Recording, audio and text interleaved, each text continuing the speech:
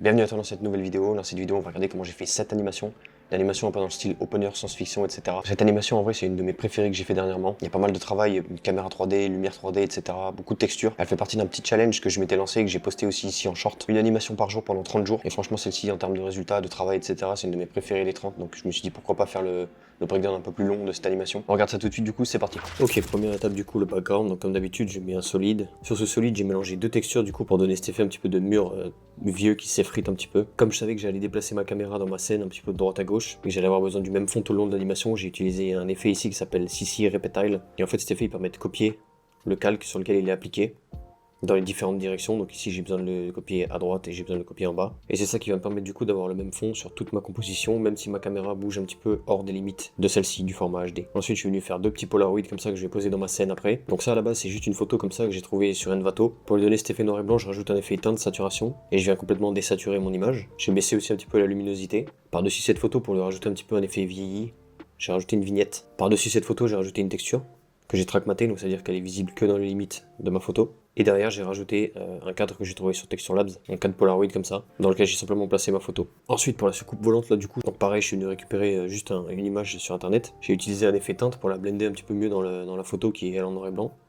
Et pour lui donner un petit peu l'illusion de mouvement, comme j'allais la faire bouger un tout petit peu après, j'ai rajouté un effet ici qui s'appelle flou directionnel. Plutôt qu'utiliser un flou gaussien ici, je trouve que ça rend un peu mieux. C'est un flou qui vient donner l'illusion que l'objet est un petit peu en mouvement, donc on peut choisir l'angle du flou et la distance, et ça rend un petit peu mieux, on a l'impression que vraiment la soucoupe volante est en train de s'envoler quoi. Cette soucoupe du coup je lui ai rajouté un effet de wiggle, donc 0,5, 10, elle va venir bouger vraiment très légèrement. Et ensuite j'ai simplement rajouté quelques petits détails de texte ici, donc ça c'est des assets que j'ai trouvé sur Texture Labs aussi. Et pour faire cet effet de reveal en fait c'est juste un mat, donc c'est un calque de forme sur lequel j'utilise un réduire les tracés. Il y a mon calque qui est en dessous, il n'est visible que dans le mat, donc c'est à dire que si le mat se trace, ça va donner cet effet de tracé en fait sur le calque qui est en dessous. Même chose pour le texte qui est ici en bas à gauche, juste un trait avec un tracé différent du coup comme on peut le voir ici. Ensuite cette photo j'ai voulu lui donner un petit effet déchiré comme ça. Je suis venu récupérer un asset de papier déchiré comme ça que j'ai placé sur le coin de ma photo. Et encore une fois j'utilise la fonction de track matte, donc j'ai ma photo d'être visible que dans les limites de ce bout de papier. Et ensuite je viens simplement ici, je clique sur inverser, et en fait la totalité de mon calque va être visible sauf ce petit bout ici que je viens enlever. Donc pour la deuxième photo, c'est exactement le même principe. Une photo que je récupère sur un site,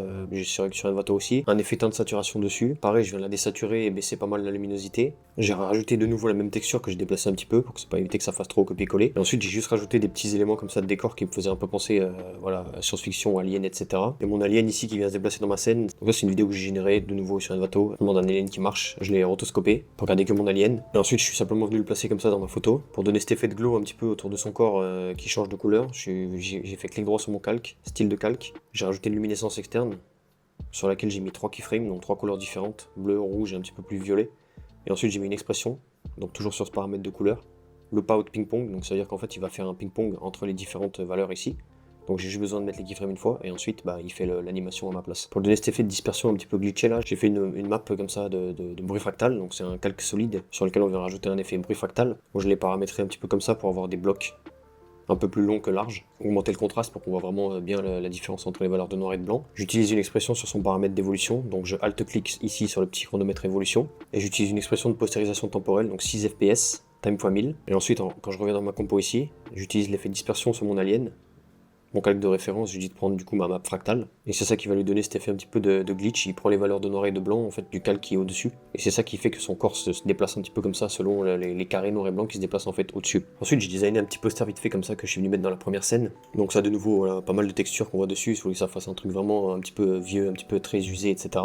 J'ai récupéré différentes unes de journaux un petit peu où ça parle d'aliens, de soucoupe volante et de trucs comme ça. J'ai tout mis en fait sur mon poster, je suis venu rajouter un texte sur lequel j'ai mis une texture ici. Ces petits bouts de journaux ici, j'ai juste rajouté un effet contour brut dessus pour vraiment donner un petit peu plus l'effet un peu plus brut, comme s'ils avaient été vraiment déchirés du journal pour les coller sur ce poster. J'ai récupéré des petits assets de bout de scotch, ça rajoute un petit peu de réalisme aussi. Même flou directionnel du coup sur ma soucoupe. Et pour faire ce petit faisceau lumineux là qui sort de ma soucoupe, c'est juste un calque de forme sur lequel j'ai rajouté un deep glow parce que sinon il se voyait pas trop en fait, il se confondait un petit peu avec le fond blanc. Sur ce faisceau j'ai rajouté un masque où j'ai mis beaucoup de contours progressifs. Pour terminer je suis venu faire cette petite scène là, donc c'est encore une fois une photo que je récupère sur Envato, sur lequel je mets un effet teinte saturation de nouveau, je baisse la luminosité. J'ai récupéré aussi une petite silhouette ici que je suis venu animer, donc elle se fait en gros aspirer par la soucoupe volante, donc juste des keyframes de position. Et pour la faire bouger un petit peu au fur et à mesure qu'elle monte vers la soucoupe volante, j'ai utilisé un effet hyper pratique qui s'appelle marionnette. Je suis venu mettre des points sur les différentes articulations en fait de mon bonhomme, et ensuite je peux les animer, donc je peux les faire bouger comme ça.